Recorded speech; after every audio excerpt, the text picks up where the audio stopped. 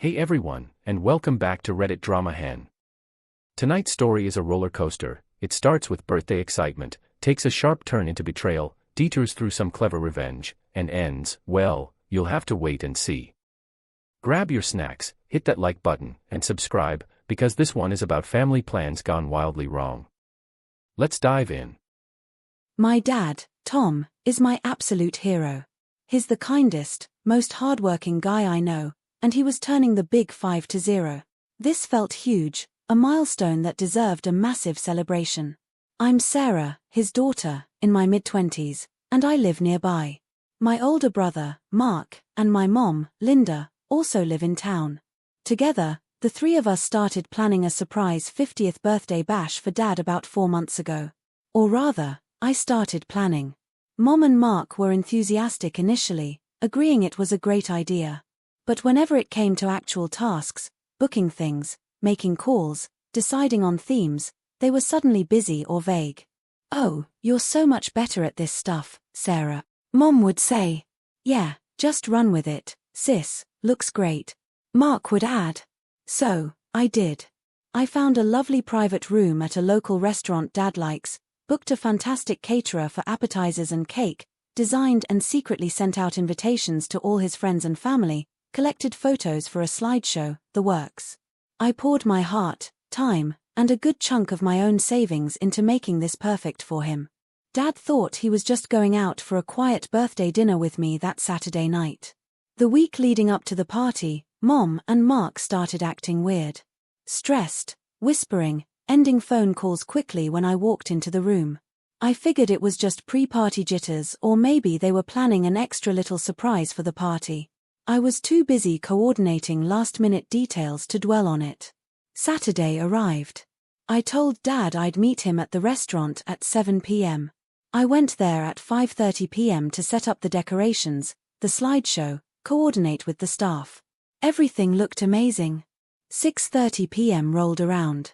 No sign of Mom or Mark, who were supposed to be there early to help greet guests. Strange, but okay. 7 p.m. Still no Mom or Mark. And more worryingly, no guests. 7:15 p.m. The room was silent except for the background music. My stomach started to sink. I tried calling Mom. Straight to voicemail. Tried Mark. Voicemail. Just as panic began to set in, my phone buzzed. A notification. Mark had tagged Mom in a new photo on Instagram. My blood ran cold as I opened it. There they were, Mom and Mark, beaming, sunglasses on, crystal clear blue water and palm trees behind them. Holding cocktails. The caption read, "Surprise 50th getaway for the best dad. He deserves this. Sun with rays # tropical drink # family time # making memories." I couldn't breathe. They weren't late. They weren't stuck in traffic. They were on a tropical beach. They had ditched the party. Ditched Dad. Ditched me. Leaving me alone in this beautifully decorated, completely empty room. Just then, Dad walked in, smiling, looking around confusedly. "Sarah, where is everyone?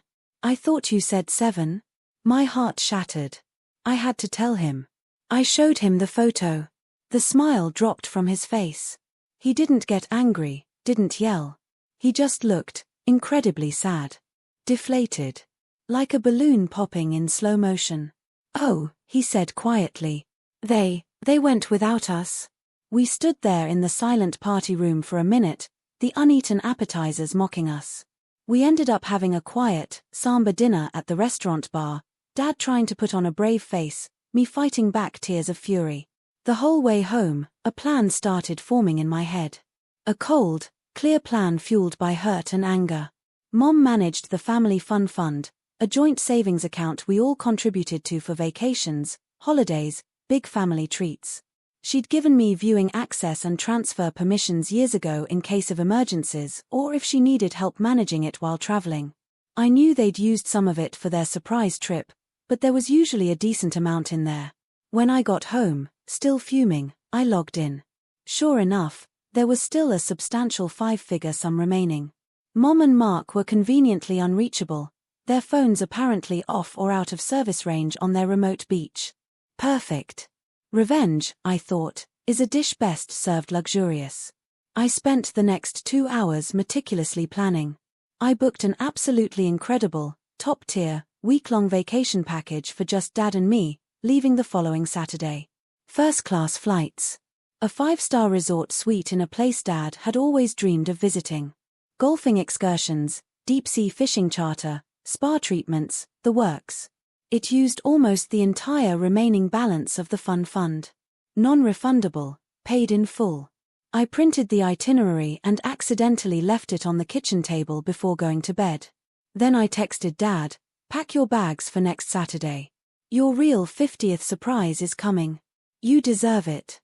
Mom and Mark got back Tuesday evening, tanned and oblivious, asking how the quiet dinner went. They walked into the kitchen, saw the itinerary. Silence. Then, the explosion. "Sarah, what is this?" Mom shrieked, holding the papers. "Where did the money in the fund go? You spent how much?" Mark yelled. I just looked at them. Calmly. "Oh, that's Dad's actual 50th birthday present. Since you decided a beach trip for 2 was more important than the party we all supposedly planned or, including the birthday boy, I figured he deserved a proper celebration. Using the family fund seemed appropriate, wouldn't you say?" They started yelling about irresponsibility, about needing that money for Christmas, about how dare I touch it. I yelled back about their cruelty, about leaving Dad heartbroken, about abandoning me to face an empty room full of his friends I'd have to awkwardly cancel on later. Just as it was escalating, Dad walked in quietly. "Enough," he said, his voice calm but firm. He looked at Mom and Mark. "I appreciate the idea of the trip, I really do. But the way you did it, leaving Sarah alone, not telling me, that hurt. A lot." Then he looked at me.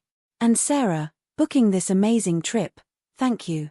It's exactly the kind of thing I've always dreamed of doing." He paused, looking between us. "But I think there's been a massive misunderstanding here." It turned out, Dad had mentioned to Mom months ago, in passing, how much he secretly dreaded the idea of a big surprise party, saying his ideal 50th would be a quiet, luxurious escape.